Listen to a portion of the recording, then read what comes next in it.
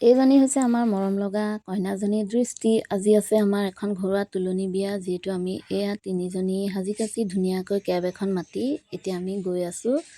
Hello' everyone, মই লৈ আহিছোঁ আপোনালোকৰ মাজলৈ মোৰ অন্য এটি ভিডিঅ'।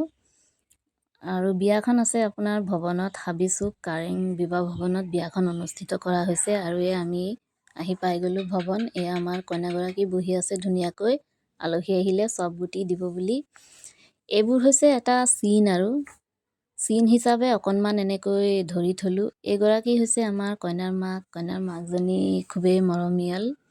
ঘৰুৱা বিয়া বুলিলে মানুহখিনি একেলগ হোৱা, একগোট হৈ কথা বতৰা পতা, সেইটোৱে হৈছে চবতকৈ ফূৰ্তিৰ কথা।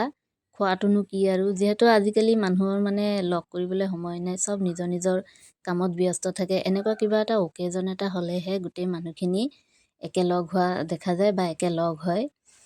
আৰু এই আমাৰ কইনাজনীক খুবেই ধুনীয়া লাগিছে সঁচাকৈ দেই। মেকআপ আৰ্টিষ্টে সজালে মানুহৰ ৰূপেই সলনি হৈ যায়, মানুহক ধৰিবই নোৱাৰি। ডাঙৰে হওক বা সৰুৱে হওক, সেইটো এটা তেওঁলোকৰ টেলেণ্ট বুলি ক'ব লাগিব।